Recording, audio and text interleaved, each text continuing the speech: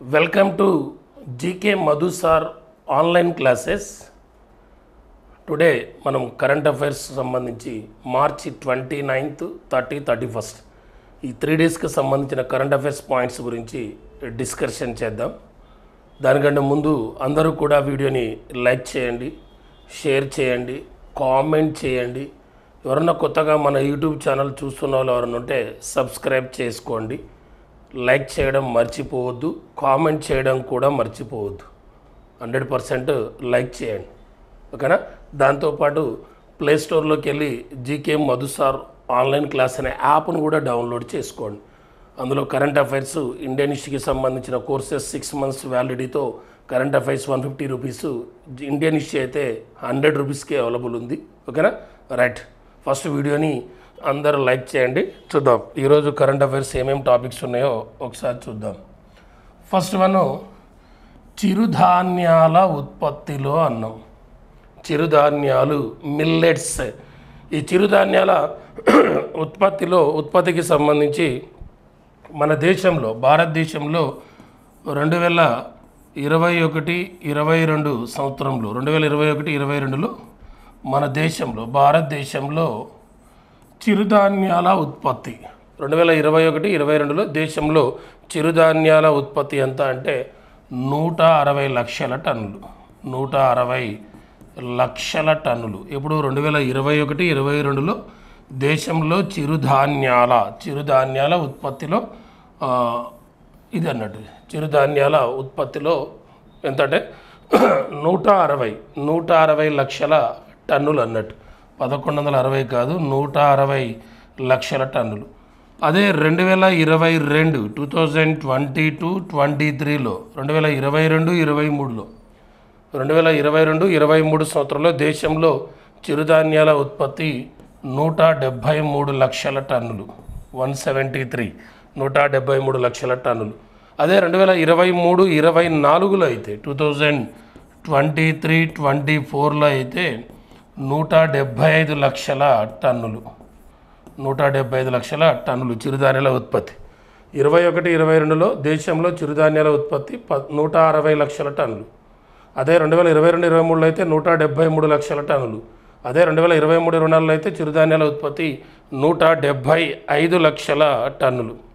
ఈ 2023-24లో మొత్తం ఆహార ధాన్యాల ఉత్పత్తిలో చిరుధాన్యాల యొక్క వాటా 5.29%.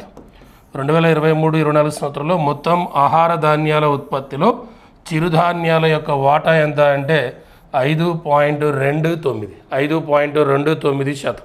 మరి దేశంలో చిరుధాన్యాల ఉత్పత్తిలో మొదటి స్థానంలో ఉన్న రాష్ట్రం మీద అంటే రాజస్థాన్. దేశంలో చిరుధాన్యాల ఉత్పత్తిలో మొదటి స్థానంలో ఉన్న రాష్ట్రం మీద అంటే రాజస్థాన్. మరి అదే ఆంధ్రప్రదేశ్లో 2021-22 ఆంధ్రప్రదేశ్లో 2021-22లో చిరుధాన్యాల ఉత్పత్తి 3.59 లక్షల టన్నులు. 3.59 లక్షల టన్నులు. అయితే ఈ 2 సంవత్సరాల్లో ఈ యొక్క చిరుధాన్యాల ఉత్పత్తి ఆంధ్రప్రదేశ్లో ఎంతకు పెరిగిందంటే 4.29 లక్షల టన్నులకు పెరిగిపోయింది. 2021-22లో ఆంధ్రప్రదేశ్లో చిరుధాన్యాల ఉత్పత్తి 3.59 లక్షల టన్నులు ఉండే. ఈ 2 ఏళ్లలో అది ఎంతో పెరిగిందంటే 4.29 లక్షల టన్నులకు పెరిగింది. అదే తెలంగాణలో 2021-22లో చిరుధాన్యాల ఉత్పత్తి తెలంగాణలో 1.23 లక్షల టన్నులు ఉండే తెలంగాణలో 2021-22లో. మరి ప్రస్తుతం నాటికి ఈ 2 ఏళ్ల కాలంలో తెలంగాణలో చిరుధాన్యాల ఉత్పత్తి అనేది 2.56 లక్షల టన్నులకు పెరిగింది. 2.56 లక్షల టన్నులకు. ఆంధ్రప్రదేశ్లో అయితే 3.59 లక్షల టన్నులు ఉన్న చిరుధాన్యాలు ఈ గత 2 ఏళ్లలో అది 4.29 లక్షల టన్నులకు పెరిగిపోయింది. తెలంగాణలో 1.23 లక్షల టన్నుల చిరుధాన్యాల ఉత్పత్తి ఈ 2 ఏళ్లలో అది 2.56 లక్షల టన్నులకు పెరగడం జరిగింది. చిరుధాన్యాలు, వీటిని మిల్లెట్స్ అని పిలుస్తారు. మనకు రీసెంట్గా 2025లో ఇంటర్నేషనల్ మిల్లెట్ ఫెస్టివల్ కూడా జరిగింది. 2025 జనవరి 23 నుండి 25 వరకు జరిగింది. 2025 జనవరి 23 నుండి 25 వరకు 6వ అంతర్జాతీయ మిల్లెట్ ఫెస్టివల్, 6వ ఇంటర్నేషనల్ మిల్లెట్ ఫెస్టివల్ ఎక్కడ జరిగిందనంటే బెంగళూరులో జరిగింది. మన భారతదేశంలో మధ్యాహ్న భోజనం పథకంలో భాగంగా మిడ్ డే మీల్స్ మధ్యాహ్న భోజనం పథకంలో భాగంగా చిరుధాన్యాలు అందిస్తున్న రాష్ట్రం మీద అంటే ఉత్తరప్రదేశ్. అదే మన భారతదేశంలో చిరుధాన్యాల విత్తనాలను మిల్లెట్ సీడ్స్ చిరుధాన్యాల విత్తనాలను ఉచితంగా పంపిణీ చేస్తున్న రాష్ట్రం మీద అంటే రాజస్థాన్. మరి యుఎన్ఓ అనే సంస్థ, యుఎన్ఓ అంటే united nations of organisation. UNO అనే సంస్థ 2023 సంవత్సరాన్ని చిరుధాన్యాల సంవత్సరంగా ప్రకటించింది, మిల్లెట్ ఇయర్గా. యుఎన్ఓ ఏ సంవత్సరాన్ని చిరుధాన్యాల సంవత్సరంగా ప్రకటించింది అంటే 2023 సంవత్సరాన్ని చిరుధాన్యాల సంవత్సరంగా ప్రకటించింది. అదే యుఎన్ఓ 2024 సంవత్సరాన్ని ఒంటెల సంవత్సరంగా క్యామెల్ ఇయర్గా ప్రకటించింది, ఒంటెల సంవత్సరంగా ప్రకటించింది. అదే యుఎన్ఓ 2025లో 3 అంశాలకు ప్రాధాన్యత ఇచ్చింది. యుఎన్ఓ 2025లో 3 అంశాలకు ప్రాధాన్యతనివ్వడం జరిగింది. ఒకటి, అంతర్జాతీయ హిమనీ నదుల సంరక్షణ సంవత్సరంగా ప్రకటించింది. అలానే అంతర్జాతీయ సహకార సంవత్సరంగా కూడా ప్రకటించింది. అలానే మరొకటి అంతర్జాతీయ క్వాంటమ్ సైన్స్ అండ్ టెక్నాలజీ సంవత్సరంగా కూడా ప్రకటించింది. అంతర్జాతీయ క్వాంటమ్ సైన్స్ అండ్ టెక్నాలజీ సంవత్సరంగా కూడా ప్రకటించింది. ఒకటేమో హిమనీ నదుల సంరక్షణ సంవత్సరంగా ప్రకటించింది, ఇంకోటేమో సహకార సంవత్సరంగా ప్రకటించింది, ఇంకోటేమో సైన్స్ అండ్ టెక్నాలజీ సంవత్సరంగా ప్రకటించింది. ఈ 3 ప్రిఫరెన్స్ ఇచ్చింది 2025. అదే 2026 సంవత్సరానికి యుఎన్ఓ అనేది 2026 సంవత్సరానికి యుఎన్ఓ ఒకటి అంతర్జాతీయ మహిళా రైతు సంవత్సరంగా ప్రకటించింది. అంతర్జాతీయ మహిళా రైతు సంవత్సరంగా ప్రకటించింది. అలానే సస్టైనబుల్ డెవలప్మెంట్ కోసం వాలంటీర్ల అంతర్జాతీయ సంవత్సరంగా కూడా ప్రకటించింది. సస్టైనబుల్ డెవలప్మెంట్ కోసం వాలంటీర్ల అంతర్జాతీయ సంవత్సరంగా కూడా ప్రకటించింది. ఇది ఈరోజు ఫస్ట్ టాపిక్. చిరుధాన్యాల ఉత్పత్తి 2021-22లో ఇండియాలో ఎలా ఉంది, 22-23లో ఎలా ఉంది, 23-24లో ఎలా ఉంది, ఇండియాలో తెలంగాణలో ఏ పొజిషన్లో ఉంది చిరుధాన్యాల ఉత్పత్తి, ఆంధ్రప్రదేశ్ ఏంటిది, ఆ చిరుధాన్యాలను యుఎన్ఓ ఏ సంవత్సరంగా ప్రకటించింది, ఇది దీనికి సంబంధించిన పాయింట్స్. నెక్స్ట్ సెకండ్ చూద్దాం. నెక్స్ట్ది నిస్సార్ అనే ఒక ఉపగ్రహాన్ని ప్రయోగించబోతున్నాం. నిస్సార్ అనే ఒక ఉపగ్రహాన్ని మనము నాసా వాళ్ళు కలిసి ప్రయోగించబోతున్నాం. నిస్సార్ అనే ఉపగ్రహం. నిస్సార్, ఎన్ అంటే నాసా, ఐ అంటే ఇస్రో, నాసా ఇస్రో, ఎన్ అంటే నాసా, ఐ అంటే ఇస్రో, ఎస్ అంటే సింథటిక్,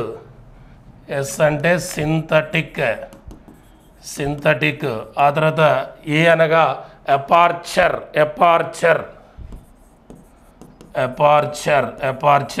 ఆ తర్వాత ఆర్ అనగా రాడార్ అనేది. నిస్సార్ ఉపగ్రహం యొక్క అబ్రివేషన్ ఏంటంటే నాసా ఇస్రో సింథటిక్ ఎపార్చర్ రాడార్ అనేది. ఈ నిస్సార్ అనే ఉపగ్రహాన్ని 2025 జూన్ నెలలో ప్రయోగించబోతున్నాం. మనము ఇస్రో వాళ్ళు సంయుక్తంగా జూన్ మొదటి వారంలో ప్రయోగించబోతున్నాము.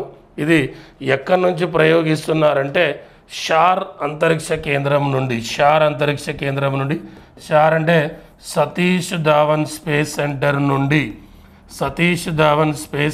నుండి ప్రయోగించబోతున్నాం. షార్ అనే దాన్ని సతీష్ ధావన్ స్పేస్ సెంటర్ నుండి దీన్ని ప్రయోగించబోతున్నాం. ఎప్పుడంటే 2025 జూన్ మొదటి వారంలో ప్రయోగించబోతున్నాము. ఇది ఏ రాకెట్ ద్వారా ప్రయోగించబోతున్నారంటే GSLV-F-16 అనే రాకెట్ ద్వారా ప్రయోగించబోతున్నాం. ఈ నిస్సార్ ఉపగ్రహం యొక్క బరువు ఎంత అంటే 2800 కేజీలు. 2800 కేజీలు ఈ నిస్సార్ ఉపగ్రహం యొక్క బరువు. 2800 కేజీలు ఈ నిస్సార్ ఉపగ్రహం యొక్క బరువు. దీన్ని ఎప్పుడు ప్రయోగించబోతున్నాం అంటే 2025 జూన్ మొదటి వారంలో ప్రయోగించబోతున్నాం. ఇది పూర్తిగా రిమోట్ సెన్సింగ్ శాటిలైట్. దీన్ని ఎందుకు ప్రయోగించబోతున్నారంటే పర్యావరణము, మంచు ద్రవ్యరాశి, సముద్ర మట్టం పెరుగుదల, భూకంపాలు, సునామీలపై డేటాను అందిస్తుంది. ఈ నిస్సార్ అనే ఉపగ్రహము పర్యావరణము, మంచు ద్రవ్యరాశి, సముద్ర మట్టం పెరుగుదల, భూకంపాలు, సునామీలపై డేటా అందిస్తుంది. ఆ నిస్సార్ అనే ఉపగ్రహాన్ని మన ఇస్రో నాసా కలిసి ప్రయోగించబోతున్నారు 2025 జూన్లో. మరే నాసానం అమెరికాకు సంబంధించిన అంతరిక్ష పరిశోధన సంస్థ నాసానం. ఈ నాసా అనగా national aeronautic space and administration. National aeronautics space and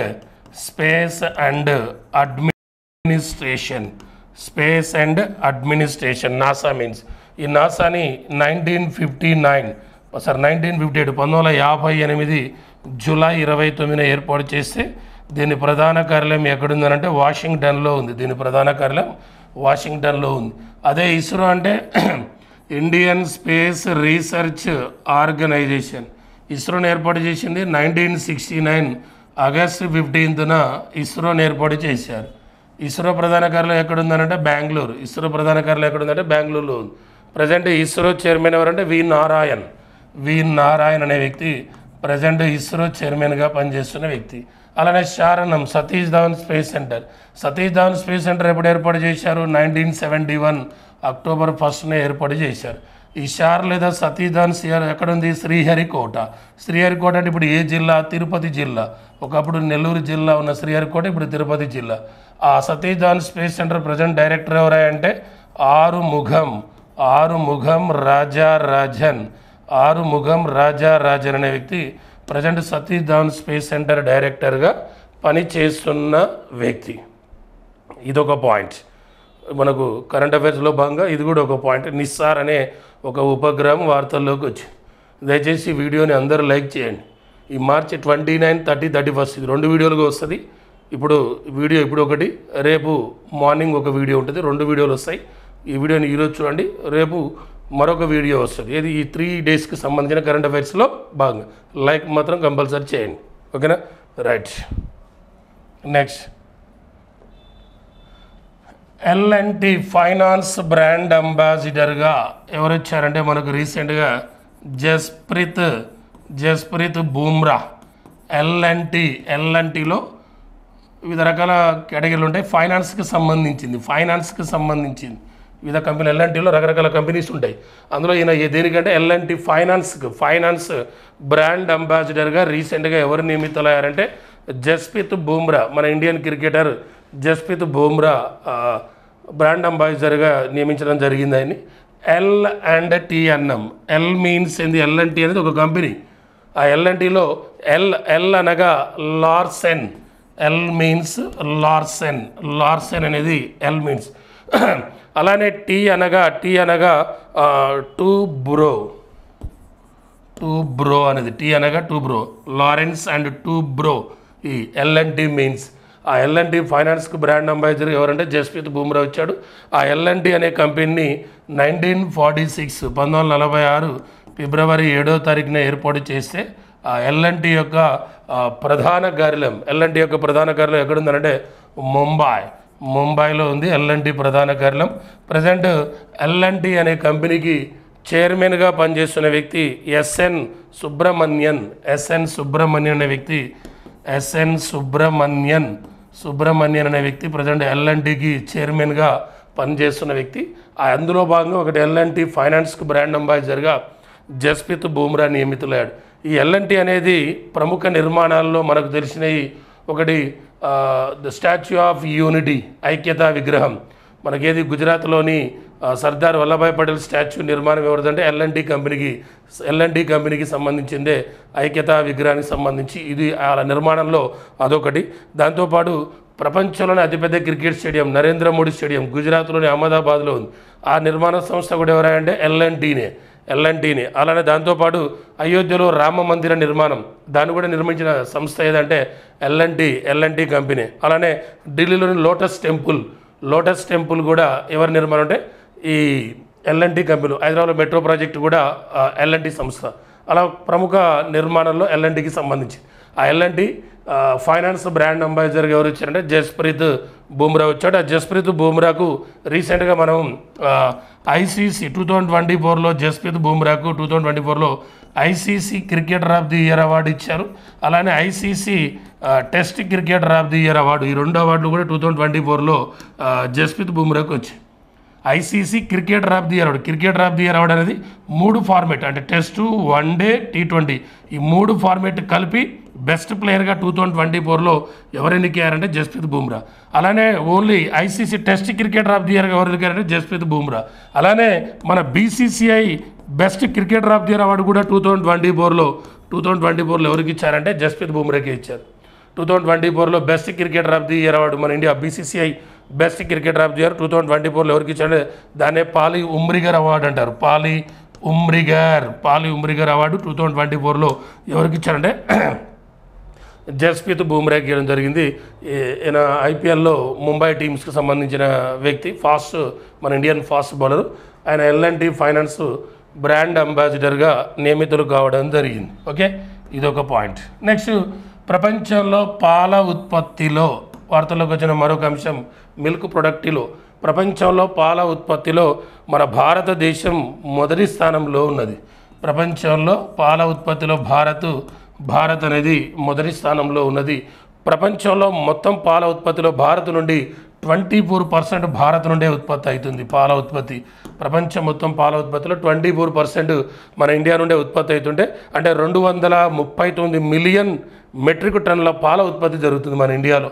239 million metric టన్నుల పాల ఉత్పత్తి జరుగుతుంది మన ఇండియాలో. 239 మిలియన్ మెట్రిక్ టన్నుల పాల ఉత్పత్తి జరుగుతుంటే, ఇది 2030 నాటికి మనం 300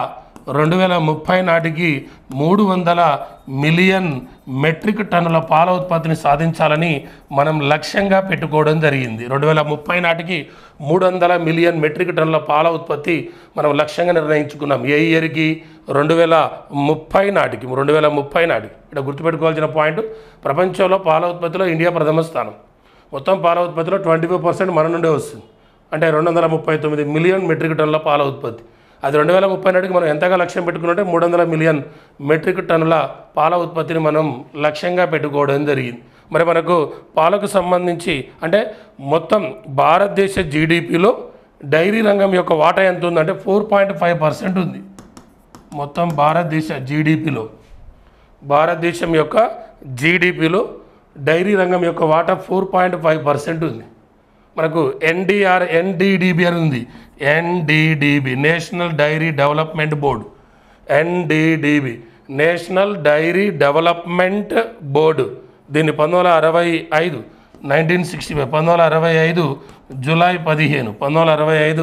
జూలై 15న దీన్ని ఏర్పాటు చేయడం జరిగింది. ఇది ఎక్కడుందంటే ఆనంద్ అంటే ఏ రాష్ట్రం? గుజరాత్లో ఉంది. అండ్ నేషనల్ డైరీ డెవలప్మెంట్ ఎక్కడుందంటే ఆనంద్, గుజరాత్లో ఉంది.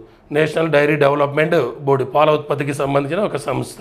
ఓకేనా, రైట్. వార్తల్లో ఉన్న అంశాల్లో ఇది ఒకటి. మనకు ప్రపంచ పాల దినం అంటే ఎప్పుడు? ప్రపంచ పాల దినం అంటే జూన్ 1వ తారీఖు. ప్రపంచ పాల దినం ఎప్పుడంటే జూన్ 1. అదే జాతీయ పాల దినం అయితే నవంబర్ 26 జాతీయ పాల దినం. ఆ నవంబర్ 26 రాజ్యాంగ దినం కూడా. ఆ నవంబర్ 26 జాతీయ న్యాయ దినం కూడా.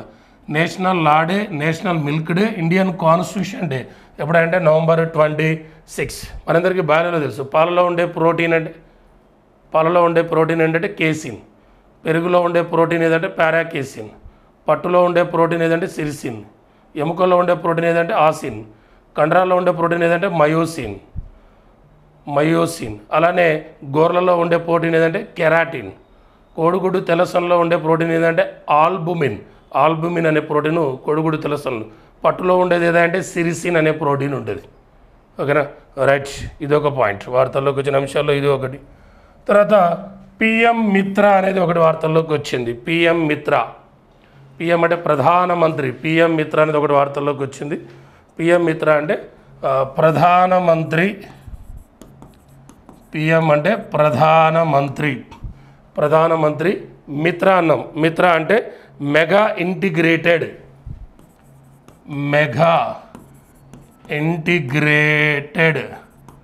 ప్రధానమంత్రి mega integrated textile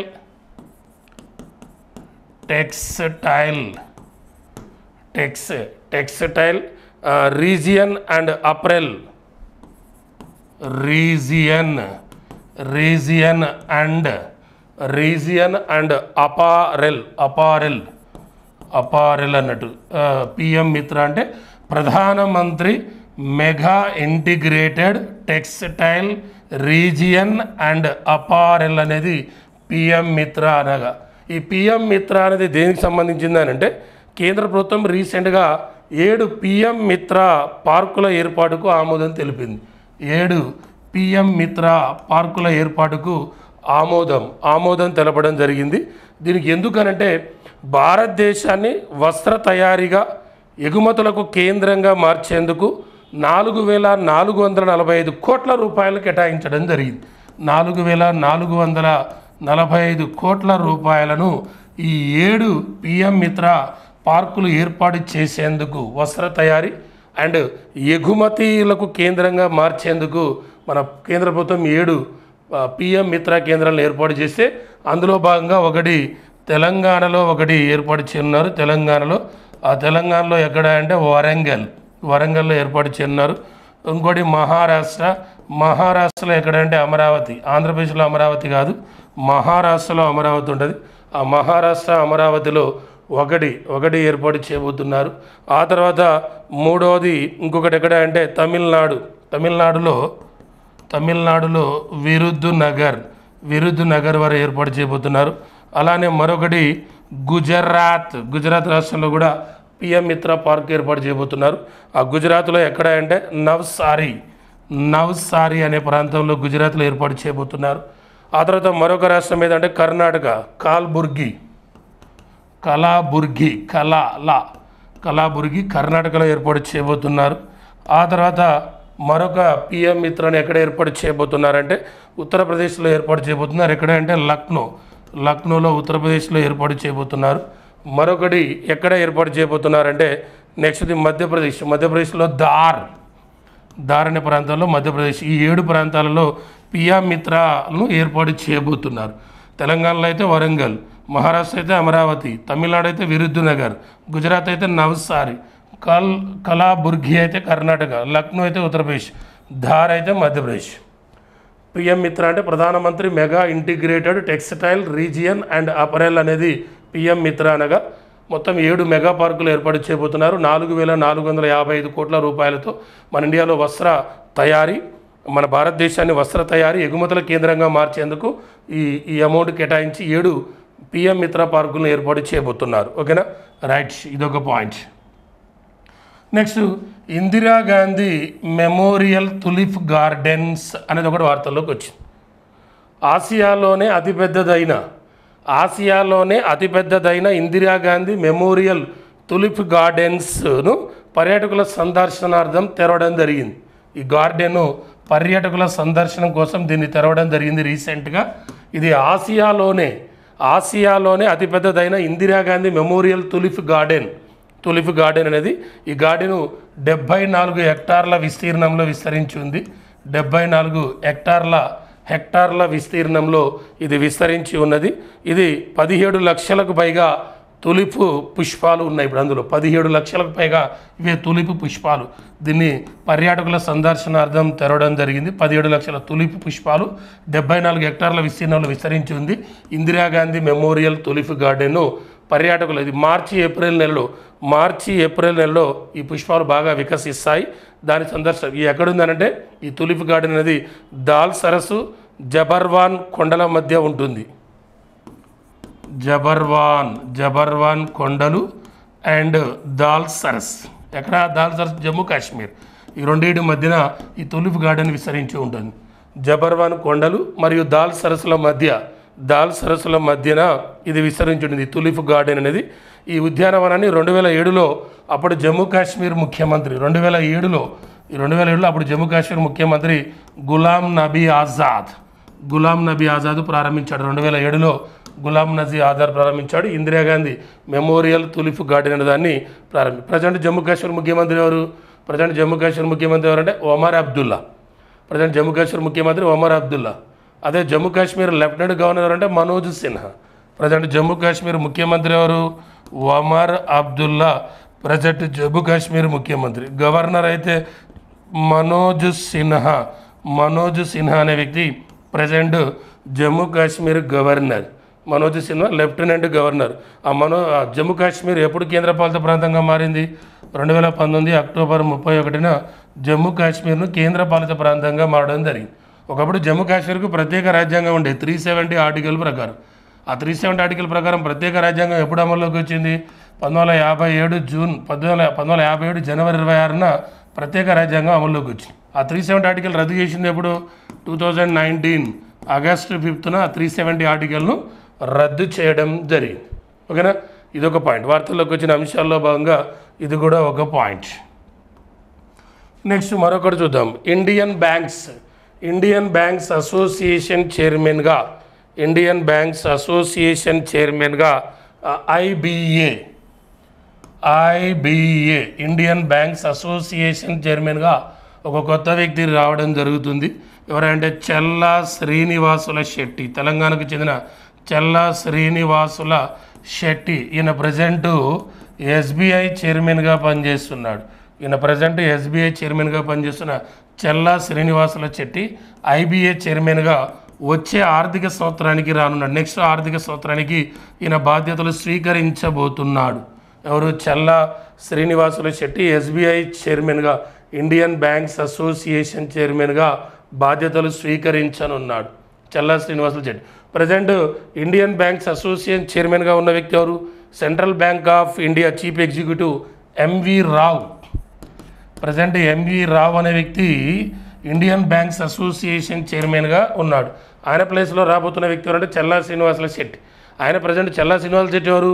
present SBI చైర్మన్గా పనిచేస్తున్నాడు. మన ఇండియాలో అతిపెద్ద ప్రభుత్వ రంగ బ్యాంక్ ఏది? ఎస్బీఐ ఫార్మేషన్ ఎప్పుడు? 1955 జూలై 1. 1955 జూలై 1న ఎస్బీఐని ఏర్పాటు చేస్తే ఆ ఎస్బీఐ ప్రధాన కార్యాలయం ఎక్కడుందంటే ముంబై. మనకు 1921 జనవరి 27న ఏర్పాటు చేసిన ఇంపీరియల్ బ్యాంక్ అనేది ఉంది. ఆ ఇంపీరియల్ బ్యాంకే ఏ బ్యాంక్గా మారిపోయింది? ఎస్బీఐగా మారిపోయింది. ఇంపీరియల్ బ్యాంక్ ఏర్పాటు చేసింది 1921 జనవరి 27. మనకు ఇప్పుడు మన సెంట్రల్ బ్యాంక్ అంటే ఏంటిది? ఆర్బీఐ. ఇప్పుడు మన సెంట్రల్ బ్యాంక్ ఆర్బీఐ. ఒకప్పుడు మన సెంట్రల్ బ్యాంక్ ఏంది? Imperial bank. ఆర్బీఐ కంటే ముందు ఏది ఉండే? Imperial bank. ఆ ఇంపీరియల్ బ్యాంక్ ఏర్పడింది 1921 జనవరి 27.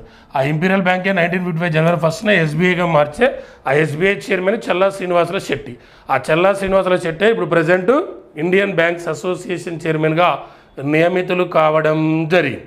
Okay, clear. మనకి ఇది మార్చి 29, 30, 31 2 వీడియోస్ ఉంటాయి.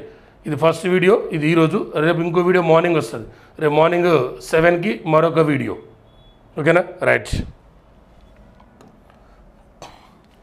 2024 సరస్వతి సమాన్ అవార్డు. 2024లో సరస్వతి సమాన్ అవార్డు అనేది 1991 నుండి ఇస్తున్నారు. దీన్ని కేకే బిర్లా ఫౌండేషన్ వారు ప్రదానం చేస్తారు. ఈ సరస్వతి సమాన్ అవార్డు యొక్క నగదు బహుమతి 15 లక్షల రూపాయలు. మరి రీసెంట్గా 2024 సంవత్సరానికి సరస్వతి సమాన్ అవార్డు, ఈ సరస్వతి సమాన్ అవార్డును ఒక సంస్కృత పండితుడికి ఇవ్వడం జరిగింది. మహామహోపాధ్యాయ సాధు భద్రేష్ దాస్ అనే వ్యక్తికి. మహామహోపాధ్యాయ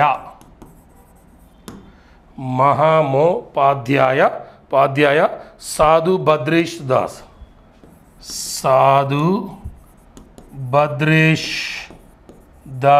సంస్కృత పండితుడైన మహామహోపాధ్యాయ సాధు భద్రేష్ దాస్ అనే సంస్కృత పండితుడికి 2024కు సరస్వతి సమాన్ అవార్డుని ఇవ్వడం జరిగింది. ఏ పుస్తకానికి ఇచ్చారంటే స్వామి నారాయణ సిద్ధాంత సుధా. స్వామి నారాయణ సిద్ధాంత సుధా అనే పుస్తకానికి ఈ అవార్డు ఇవ్వడం జరిగింది. 2024కి సరస్వతి సమాన్ అవార్డు. అదే 2023లో సరస్వతి సమాన్ అవార్డు ఎవరికి ఇచ్చారు? 2023లో సరస్వతి సమాన్ అవార్డు ఎవరికి ఇచ్చారంటే ప్రభా ప్రభావర్మకు సరస్వతి సమ్మాన్ అవార్డు ఇచ్చారు. ఏ పుస్తకానికి? రౌద్ర సాత్వికం, మలయాళ రచన రౌద్ర సాత్వికం అనే పుస్తకానికి ఇచ్చారు.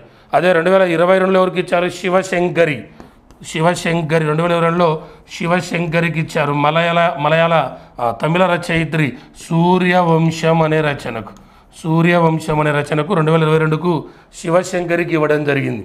సూర్యవంశం అనే పుస్తకానికి ఏ award? Saraswati Samman award.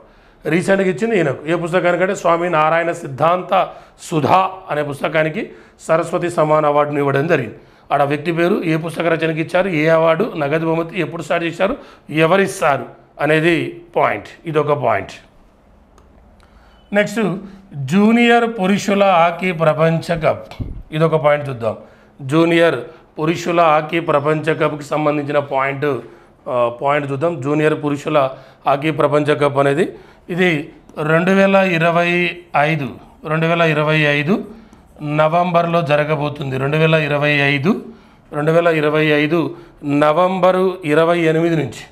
November 28 నుంచి డిసెంబర్ 10 వరకు 14వ జూనియర్ పురుషుల హాకీ ప్రపంచ కప్ 14వ జూనియర్ పురుషుల హాకీ ప్రపంచ కప్ జరగబోతుంది. 14వ జూనియర్ పురుషుల హాకీ ప్రపంచ కప్ జరగబోతుంది. నవంబర్ 28 నుంచి డిసెంబర్ 10 వరకు జరగబోతుంది. ఎక్కడంటే మన ఇండియాలో జరగబోతుంది. ఆ ఇండియాలో ఎక్కడంటే తమిళనాడులో జరగబోతుంది. ఆ తమిళనాడులో ఎక్కడంటే చెన్నై మదురైలో జరగబోతుంది. 14వ జూనియర్ పురుషుల హాకీ ప్రపంచ కప్ 2025 నవంబర్ 25 నుంచి డిసెంబర్ 10 వరకు జరగబోతుంది. ఎక్కడ అంటే మన ఇండియాలో తమిళనాడులో చెన్నై మదురైలో జరగబోతుంది. మొత్తం 24 జట్లు పాల్గొనబోతున్నాయి. జూనియర్ పురుషుల హాకీ ప్రపంచ కప్, సీనియర్ కాదు. జూనియర్ పురుషుల హాకీ ప్రపంచ కప్ స్టార్ట్ అయింది 1974. ఆ 1974లో ఎక్కడ స్టార్ట్ అయిందంటే ఫ్రాన్స్లో స్టార్ట్ అయింది. లాస్ట్ జూనియర్ పురుషుల ప్రపంచ కప్ 2023లో జరిగింది. అది ఎన్నోదంటే 13వది. 2023లో జరిగింది. ఏదంటే 13వది. ఆ 13వది ఎక్కడ జరిగిందనంటే మలేషియాలో జరిగింది. మలేషియాలో జరిగితే విన్నర్ ఎవరంటే జర్మనీ, రన్నరప్ ఎవరంటే ఫ్రాన్స్. ఇప్పటి వరకు జూనియర్ పురుషుల హాకీ ప్రపంచ కప్ 13 సార్లు జరిగితే ఎక్కువ సార్లు వచ్చింది ఎవరంటే జర్మనీకి వచ్చింది. జర్మనీకి 7 సార్లు వచ్చింది. మన ఇండియాకి అయితే 2 సార్లు వచ్చింది. 2001లో ఒకసారి, 2016లో ఒకసారి వచ్చింది. మరి ఇండియాలో మొత్తం 13 సార్లు జరిగితే మన ఇండియాకు 2 సార్లు వచ్చిందనం. మరి ఇప్పటివరకు 13 సార్లు జరిగింది. జరిగేది 14వది ఇండియాలో జరగబోతుందనం. మరి 13 సార్లు జరిగితే మన ఇండియాలో జూనియర్ పురుషుల హాకీ వరల్డ్ కప్ ఎన్నిసార్లు జరిగిందంటే ఇప్పటికి 3 సార్లు. ఇది జరిగితే 4 సార్లు అయింది. 2013లో ఒకసారి జరిగింది. ఎక్కడ అంటే ఢిల్లీ. తర్వాత 2016లో ఒకసారి జరిగింది. ఎక్కడ అంటే లక్నోలో జరిగింది. 2016లో లక్నోలో జరిగింది. ఆ తర్వాత 2021లో జరిగింది. ఎక్కడ అంటే భువనేశ్వర్లో జరిగింది. ఇది జూనియర్ పురుషుల హాకీ ప్రపంచ కప్. జూనియర్ పురుషుల హాకీ ప్రపంచ కప్ అనేది ఇప్పుడు నవంబర్ 28 నుంచి డిసెంబర్ 10 వరకు జరగబోతుంది. 14వది ఎక్కడంటే మన ఇండియాలో జరగబోతుంది చెన్నై మదురైలో. 24 జట్లు పాల్గొనబోతున్నాయి. ఇప్పటివరకు 13 సార్లు జరిగితే మన ఇండియాకు 2 సార్లు వచ్చింది. జర్మనీకి 7 సార్లు వచ్చింది. స్టార్ట్ అయింది 1974లో స్టార్ట్ అయింది. ఎక్కడ స్టార్ట్ అయిందంటే ఫ్రాన్స్లో స్టార్ట్ అయింది.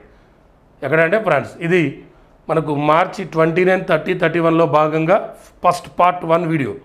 రెండో వీడియో పార్ట్ 2 వీడియో రేపు మార్నింగ్ 7కి అప్లోడ్ అవుతుంది. అందరూ దయచేసి వీడియోని లైక్ చేయండి, షేర్ చేయండి, కామెంట్ చేయండి. దాంతోపాటు మన యాప్ను కూడా చూడండి. ఒకసారి యాప్ కూడా డౌన్లోడ్ చేసుకోండి. మీకు ఎలా ఉందో చూడండి. అంతే. యాప్ డౌన్లోడ్ చేసుకోండి.